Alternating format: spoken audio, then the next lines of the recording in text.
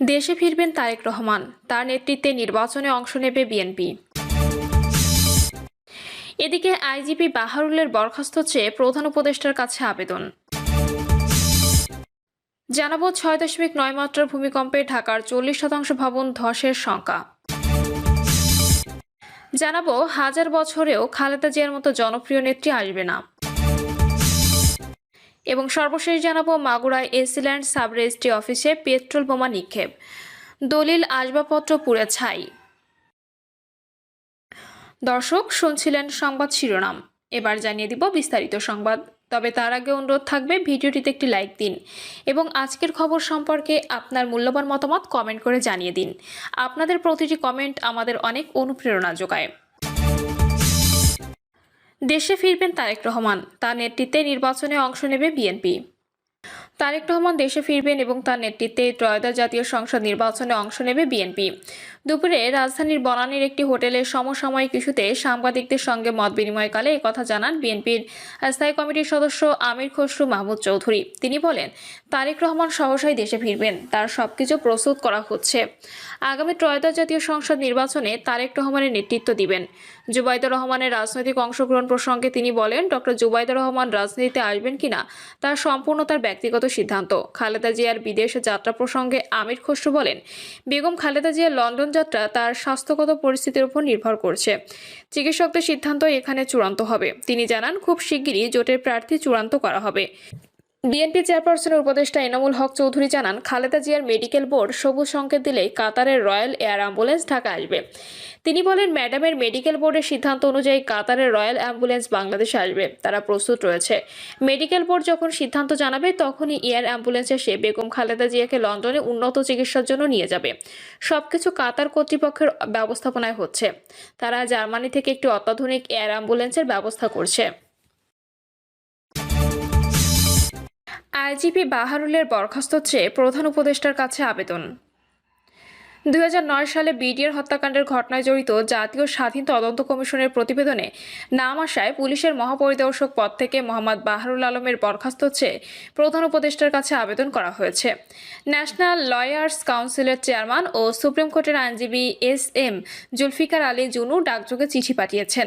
আবেদনে বলা হয়, জাতীয় জীবনের এক করুণতম অধ্যায় 2009 সালে বিডিআর হত্যাকাণ্ড, যেখানে দেশের 57 জন সেনা কর্মকর্তা সহ অসংখ্য সদস্য নির্মমভাবে শহীদ হন, এখনও জাতীয় বেদনা ও বিচার প্রত্যাশায় এক অমলিন স্মৃতি হয়ে আছে।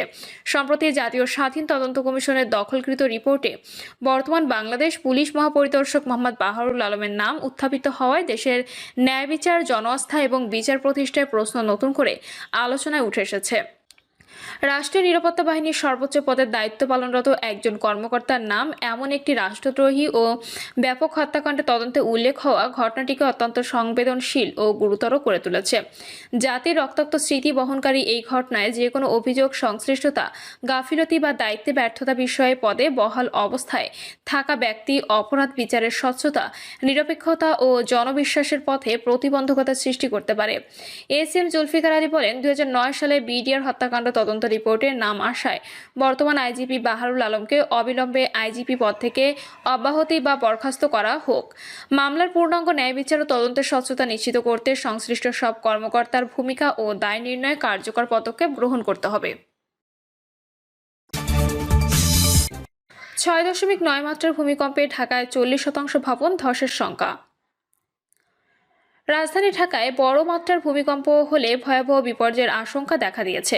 বিশেষজ্ঞরা বলছেন, মধুপুর ফল্টে 6.9 মাত্রার ভূমিকম্প হলে রাজধানী প্রায় 40% ভবন অর্থাৎ 8.5 লাখের বেশি ভবন ধসে পড়তে পারে। এতে নিহত হতে পারেন 2,10,000 থেকে 5 লাখ মানুষ। গুরুতর আহত হতে পারেন আরও অন্তত 2.5 লাখের বেশি মানুষ। এদিকে ভূমিকম্প সহনশীল ভূমি ব্যবহার পরিকল্পনা বাস্তবায়ন এবং ভবনগুলোর কাঠামোগত নিরাপত্তা অডিট প্রায় 1.5 বছর ধরে আটকে রয়েছে। বিশ্বব্যাংকের 568 কোটি টাকার আরবান রেজিলিয়েন্স প্রকল্পের সব প্রস্তুতি শেষ হলেও দায়িত্ব নিয়ে টানাপোড়েন সংশ্লিষ্ট সংস্থার উদাসীনতায় কার্যক্রমটি ফাইলবন্দী হয়ে আছে। বিশেষজ্ঞদের সতর্কতা। এ প্রসঙ্গে বাংলাদেশ প্রকৌশল ও প্রযুক্তি বিশ্ববিদ্যালয়ের অধ্যাপক এবং ভূমিকম্প বিশেষজ্ঞ ডক্টর মেহেদী আহমেদ আনসারী বলেন, ঢাকাসহ সারা দেশে ভবন বা স্থাপনাগুলো ভূমিকম্প সহনীয় করে গড়ে তুলতে দুটি কাজ করতে হবে। প্রথমত, ভূমিকম্প সহনীয় ভূমি ব্যবহার পরিকল্পনা করা। দ্বিতীয়ত, একটা নির্ধারিত সময় পর পর ভবন বা স্থাপনায় কাঠামোগত নিরাপত্তা নিরীক্ষা করে প্রয়োজনীয় পদক্ষেপ গ্রহণ করা। তিনি জানান, রাজুক এলাকায় ভূমিকম্প সহনশীল ভূমি ব্যবহার পরিকল্পনা রাজুক করেছে, তবে সেটা রাজুকের মাস্টার প্ল্যান ড্যাপের অন্তর্ভুক্ত করা হয়নি। এটা অন্তর্ভুক্ত করতে হবে। পাশাপাশি ভবন বা স্থাপনায় কাঠামোগত নিরাপত্তা নিরীক্ষা কার্যক্রম শুরু করতে হবে। এটা বেসরকারি পর্যায়ে করতে হবে। দেশে ইতিমধ্যে বেসরকারি পর্যায়ে অর্ধশত প্রতিষ্ঠান গড়ে উঠেছে। রানা প্লাজার ঘটনার পর গার্মেন্টসের প্রায় ৩,৫০০ ভবনে তার আলোকে ফিটনেস যাচাই করা হয়েছে। তিনি আরও জানান, রাজুকের আরবান রেজিলিয়েন্স প্রকল্পের আওতায় মহাখালীতে একটি স্টিল স্ট্রাকচারের ভবন করা হয়েছে। সেখানে আধুনিক মানের যন্ত্রপাতিও ক্রয় করা হয়েছে। ওই প্রতিষ্ঠানটি দ্রুত সচল হলে স্ট্রাকচারাল অডিটের কার্যক্রম জোরদার হবে। তবে বেসরকারি প্রতিষ্ঠানের পক্ষে খুবই দামি যন্ত্রপাতি কেনা সম্ভব হয়নি। ইতোমধ্যে সরকার প্রায় ১০০ কোটি টাকার যন্ত্রপাতি কিনেছে। সেগুলো বেসরকারি পর্যায়ে ব্যবহার করে কার্যক্রম জোরদার করার সুযোগ রয়েছে। রাজধানী উন্নয়ন কর্তৃপক্ষের আরবান রেজিলিয়েন্স প্রকল্পের সাবেক প্রকল্প পরিচালক এবং ভূমিকম্প বিশেষজ্ঞ প্রকৌশলী ডক্টর মোহাম্মদ আব্দুল লতিফ হেলালি বলেন, ভূমিকম্প সহনীয় নগর করতে একটি উন্নত দেশ হওয়া সত্ত্বেও জাপানের প্রায় ৩০ বছর লেগেছে। সেখানে ঢাকাকে ভূমিকম্প সহনীয় করে গড়ে তুলতে অন্তত ৫০ বছর লাগবে। কিন্তু দুঃখজনক হলেও সত্য, এমন বাস্তবতায় কাজ শুরু করার পর তা আবার বন্ধ করে রাখা হয়েছে। ঢাকার মোট ভবন এখন ২১ লাখের বেশি, এর মধ্যে ৬ লাখ পাকা স্থাপনা। গবেষণা বলছে, মধুপুর ফল্টে বড় ভূমিকম্প হলে পাকা ভবনের ৭৫,০০০টি পর্যন্ত ধসে পড়তে পারে। হাজার বছরেও খালেদা জিয়ার মতো জনপ্রিয় নেত্রী আসবে না। টানা ১৪ দিন ধরে রাজধানীর রেফার কেয়ার হাসপাতালে চিকিৎসাধীন বিএনপি চেয়ারপারসন খালেদা জিয়া। দেশি বিদেশি চিকিৎসকদের সমন্বয়ে গঠিত মেডিকেল বোর্ডের অধীনে চলছে তার চিকিৎসা। সাবেকের প্রধানমন্ত্রীর চিকিৎসা ঘিরে প্রতিদিনই হাসপাতালের সামনে আসছেন দলটির নেতাকর্মীরা। ভিড় জমাচ্ছেন বিভিন্ন শ্রেণী পেশার মানুষও। শনিবারও এর ব্যতিক্রম ছিল না। এদিন সকাল থেকে হাসপাতাল প্রাঙ্গণে উৎসুক জনতা তেমন দেখা না গেলেও বেলা বাড়ার সঙ্গে বিএনপি নেতাকর্মীদের উপস্থিতি চোখে পড়ে। তবে বরাবরের মতো কঠোর নিরাপত্তায় রয়েছে হাসপাতাল এলাকা। মূল ফটকের সামনে সড়ক ব্যারিকেড দিয়ে ঘিরে রেখেছেন পুলিশ বিজিবি সদস্যরা, রয়েছেন এসএসএফ সদস্যরাও। খালেদা জিয়াকে এক নজর দেখার আশায় শুক্রবার রাতে নাটোর থেকে রওনা দেন খুরশিদ আলম মৃধা।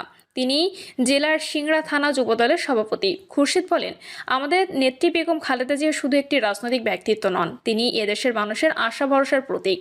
মা নেত্রীকে আজ দেখতে এসেছি, কিন্তু নিরাপত্তার স্বার্থে দেখতে পাইনি। এতে আমার দুঃখ নেই, কারণ তার জন্য মসজিদ, মাদ্রাসা সহ দেশের সব স্থানে দোয়া করা হচ্ছে। আল্লাহ চাইলে তিনি আমাদের মাঝে আবারও ফিরে আসবেন। যুবদলের এই নেতা বলেন, বেগম জিয়ার জনপ্রিয়তা সারা বিশ্বে রয়েছে। ১০০০ বছরেও এমন জনপ্রিয় নেত্রী আমাদের মাঝে আসবে কিনা আমরা বলতে পারি না। আগামী দিনে শেখ হাসিনার ফাঁসি যেন দেখে যেতে পারেন, সেজন্য আমরা দোয়া করি।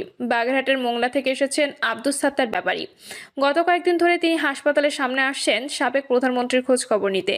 এমনকি খালেদা জিয়ার জন্য দোয়া অব্যাহত রেখেছেন বলেও জানিয়েছেন এই বৃদ্ধ। প্রিয় দর্শক, এই ছিল এখনকার সর্বশেষ সংবাদ। আপডেট সব সংবাদ পেতে চ্যানেলটি সাবস্ক্রাইব করে বেল আইকনটি ক্লিক করে রাখুন।